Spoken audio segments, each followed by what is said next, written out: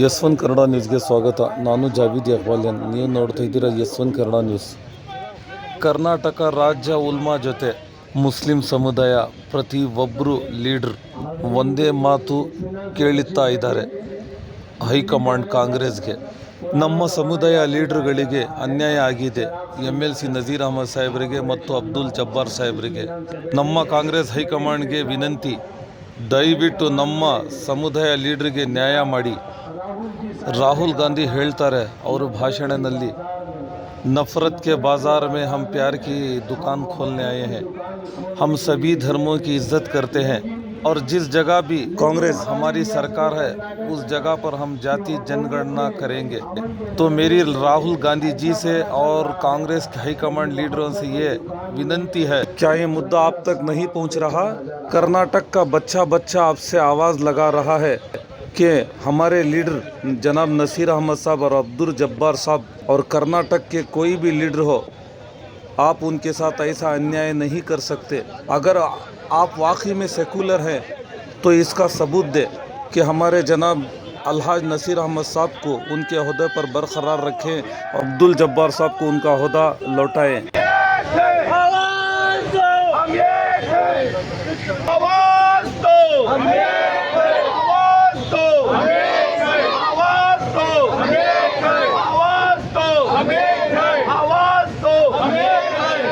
तुम आगे बढ़ो, हम तुम्हारे साथ हैं. तुम आगे बढ़ो, हम तुम्हारे साथ हैं. तुम आगे बढ़ो, हम तुम्हारे साथ हैं.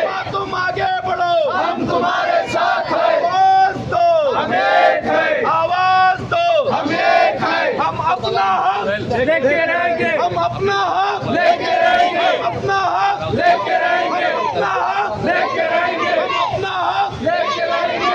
आवाज दो, हम एक हैं. आवाज दो, हम एक हैं. जिंदाबाद जिंदाबाद उलमा-ए-किराम जिंदाबाद. जिंदाबाद जिंदाबाद उलमा-ए-किराम जिंदाबाद. जिंदाबाद जिंदाबाद उलमा-ए-किराम जिंदाबाद. जिंदाबाद जिंदाबाद उलमा-ए-किराम जिंदाबाद. आवाज दो. हम एक हैं. कांग्रेस सरकार कर्नाटक में आकर 2.5 साल से 3 साल मुसलसल हो गए. यहाँ पर अभी तक जाति जनगणना नहीं हुई. मुसलमानों को अब तक रिजर्वेशन नहीं मिला. जो माइनॉरिटी का बजट है वो कितना सैंक्शन हुआ और किस हद तक काम चला ये भी पता नहीं.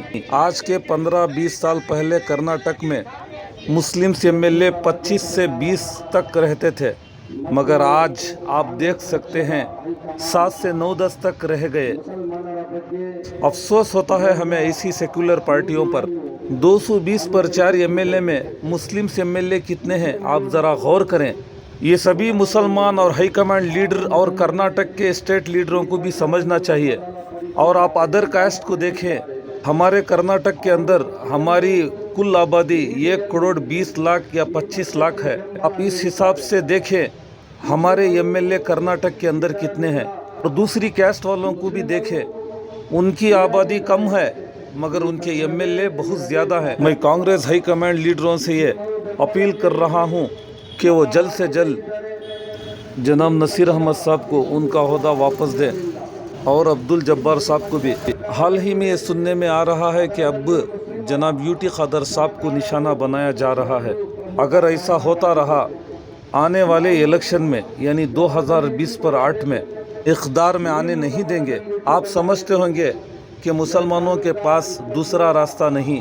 आप इस गुमान में मत रहिए. मुसलमानों ने इस देश को सजाया है, संवारा है. इस मुल्क के लिए सबसे ज़्यादा शहीद होने वाले भी मुसलमान हैं. आप इस तारीख़ को मिटा नहीं सकते. मुसलमानों का इस मुल्क पर क्या योगदान रहा है आप भी अच्छी तरह जानते हैं. अगर कांग्रेस पार्टी मुसलमानों के साथ इंसाफ नहीं कर सकती तो आइंदा दिनों में उसे पछताना पड़ेगा. और इस वीडियो को ज़्यादा से ज़्यादा शेयर करें, लाइक करें. ये वीडियो हमारे हाईकमांड कांग्रेस लीडरों के पास पहुंचनी चाहिए. ಅಂತಹ ವಿಡಿಯೋ ನೋಡಲು ನಮ್ಮ ಚಾನಲ್ಗೆ ಲೈಕ್ ಮಾಡಿ, ಸಬ್ಸ್ಕ್ರೈಬ್ ಮಾಡಿ, ಶೇರ್ ಮಾಡಿ, ಪೇಜ್ಗೆ ಫಾಲೋ ಮಾಡಿ. ನಿಮ್ಮ ವಯಸ್ಸು ನಿಮ್ಮ ಹಕ್ಕು. ಯಸ್1 ಕನ್ನಡ ನ್ಯೂಸ್. ಮುಖಂಡರ ಪಾತ್ರವು ತುಂಬ ಮಹತ್ವದ್ದಾಗಿದೆ. ವಿಷಯವಾಗಿ ನಸೀರ್ ಅಹಮದ್ ಸಾಹೇಬ್ डीजे जमीर साहेब, यूटी ಖಾದರ್ ಸಾಹೇಬ್, ಅಬ್ದುಲ್ ಜಬ್ಬಾರ್ ಸಾಹೇಬ್, ಇತರ ಬೇರೆ ಮುಸ್ಲಿಂ ನಾಯಕರು ಈ ಪಕ್ಷದ ಗೆಲುವಿಗಾಗಿ ಹಗಲು ರಾತ್ರಿ ಕೆಲಸ ಮಾಡಿದರು. ಮುಸ್ಲಿಂ ಸಮಾಜವು ಈ ಪಕ್ಷವನ್ನು ಗೆಲ್ಲಿಸಿದ್ದು ರಾಜ್ಯ ಕರ್ನಾಟಕದಲ್ಲಿ ಶಾಂತಿ ಮತ್ತು ಸೌಹಾರ್ದತೆ ಉಳಿಯಲು ಮತ್ತು ಮತ್ತೊಂದು ಧರ್ಮಾಧಾರಿತ ಪಕ್ಷವು ತನ್ನ ತಪ್ಪು ಉದ್ದೇಶಗಳಲ್ಲಿ ವಿಫಲವಾಗಲು ಎಂಬ ಉದ್ದೇಶದಿಂದ ಆಗಿದೆ.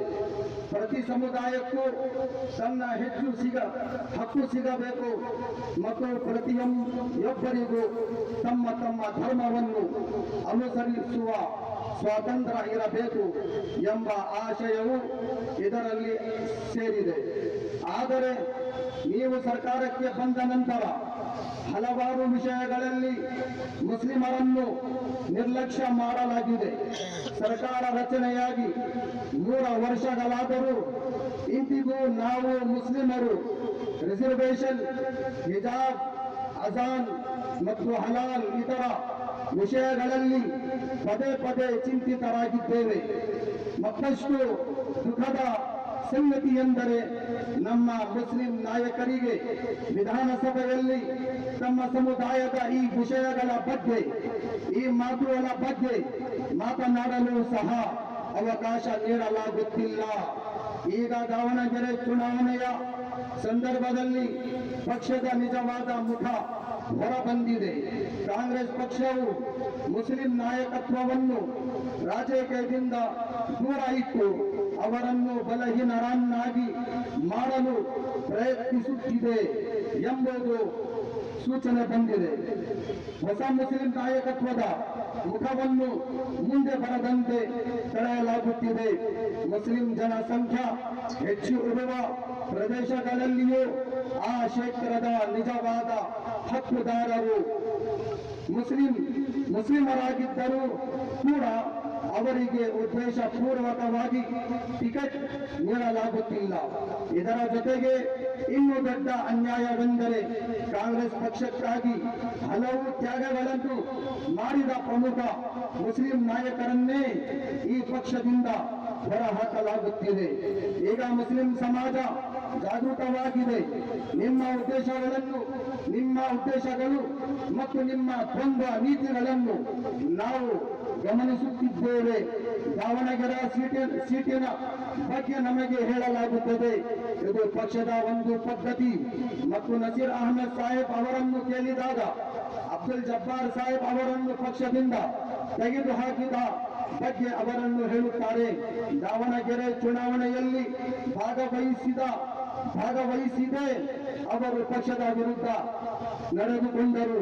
ಅದಕ್ಕಾಗಿಯೇ ಅವರ ರಾಜೀನಾಮೆ ತೆಗೆದುಕೊಳ್ಳಲಾಯಿತು ಎಂದು ನಾವು ಕೇಳಬೇಕಾಗಿದೆ.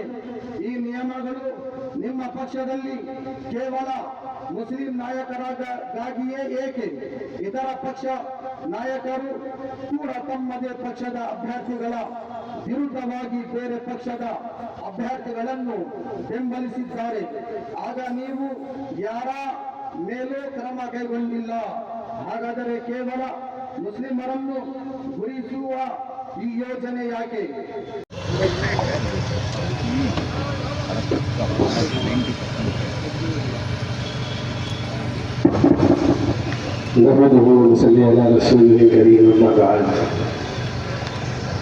मेरे मोहतरम अजीज दोस्तों, काफ़ी देर से आप हजरात यहाँ जमा रहे हैं। अल्लाह आपके जमा होने को कबूल फरमाए। और काफ़ी देर से हमारे उलमा की बातों को आप हजरात सुन रहे थे। हमारा यहाँ जमा होने का जो मकसद है वो ये मकसद है कि जो हमारे साथ नाइंसाफ़ी हुई है, हम कांग्रेस पार्टी हाईकमांड